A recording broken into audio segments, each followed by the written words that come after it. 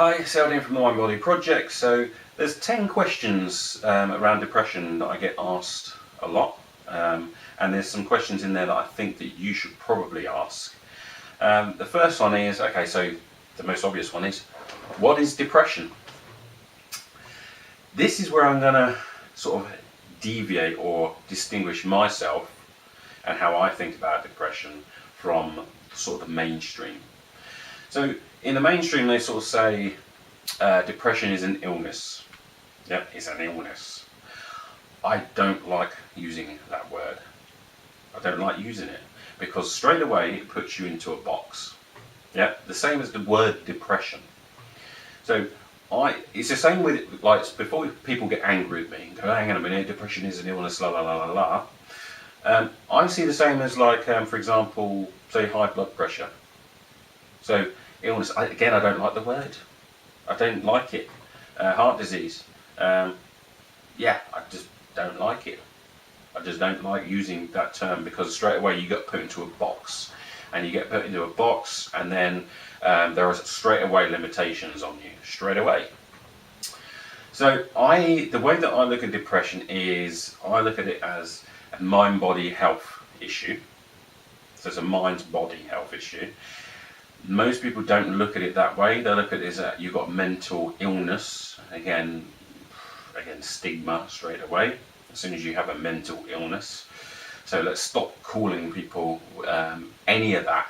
It's the way when someone comes to me and says they're depressed, the first thing I'm going to do is say, how do you know you're depressed?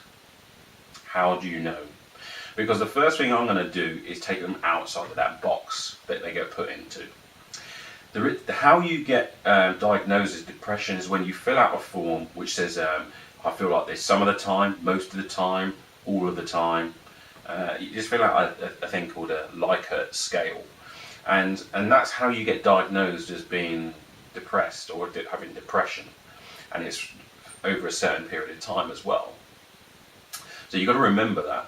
So I want to know, if someone comes to me, I want to know, how do you know you have depression?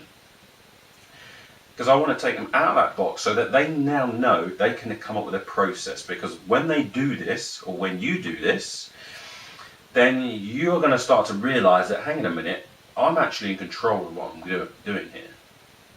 You have to be curious with it. You have to be curious with your own body.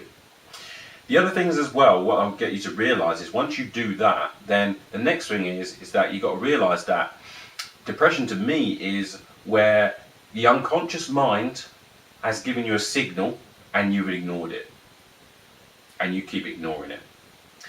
In the Western world, we are not trained to build rapport with the unconscious mind. In fact, we treat it as like something unknown and scary. We just don't believe in it.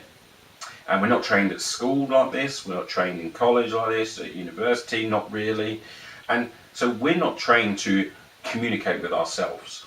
We're just not trained to do that. We're not taught to do that.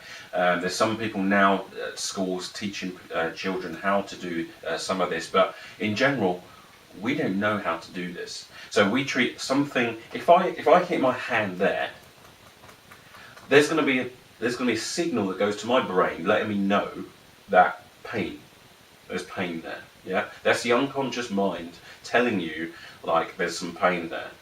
Yeah, so that's what the signal is. So when you have depression and you're feeling bad, then you got to understand that your unconscious mind is trying to communicate with you there. And here's what happens when you go to a doctor or someone in their medical way of thinking, is that you go there and then you say I feel terrible, and then they do a diagnosis or whatever, and then they give you a pill, so they give you some drugs. Now the problem with that is that if you give someone a pill, then all of the connections, all of the things that are still there, all the patterns, all the behaviours that led you to this point right now are still there. All you're doing is masking it.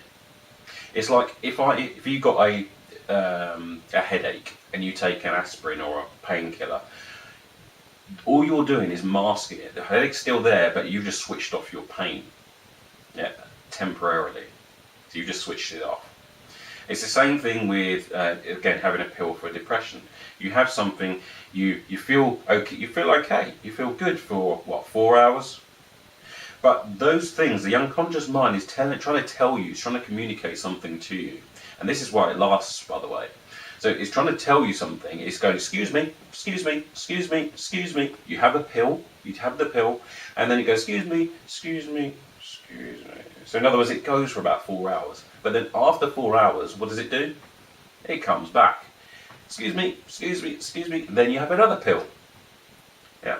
Because you've never ever dealt with the actual issues and the patterns and what the unconscious mind is trying to tell you in the first place. And that's why it lasts so long again when you're taking pills.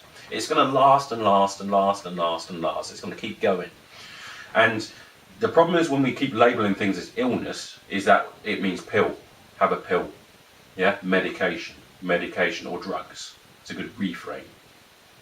So that is the reason. So depression for me is, again, it's a mind-body health issue, but you're not paying attention to the unconscious mind. You're not paying attention to it. And it's usually what you need practice. You need to realize that, first of all, it may be something physical health. Again, this is the reason why I say it's a mind-body health issue, because it may be something physically that you need to pay attention to. Now, I've mentioned on my eating course that a lot of depression is due to systemic, should I say, inflammation. So you've got some systemic inflammation, which then makes you feel bad. And most people, especially with their diet and the amount of toxins going in their body, are actually in that frame and in that position where systemic inflammation is normal. Just normal to people. People who have not actually ever felt really good. That feeling good to them is not really the same as someone else who's had a more active, healthy lifestyle. So that's the reason why you need to pay attention both to the body and to the mind, because whatever you do with your mind affects your body. Whatever you do with your body affects your mind. So that is so. Let me just summarize. So depression is you not having rapport with your unconscious mind. It's a lack of rapport, first of all. Your unconscious mind is trying to tell you something and you're not listening. Yeah, pills, can they do it? I've not seen it that regularly. And if anything, if it does go, then it will come back, because your unconscious mind is, as I said, is still there. If the issue's still there, if you haven't paid attention to what your unconscious mind is trying to tell you, then it's going to keep coming. And that's the way I look at it. So that is, for me, depression. So it's a mind-body health issue. It's I don't like the word illness. It's a mind-body health issue for me.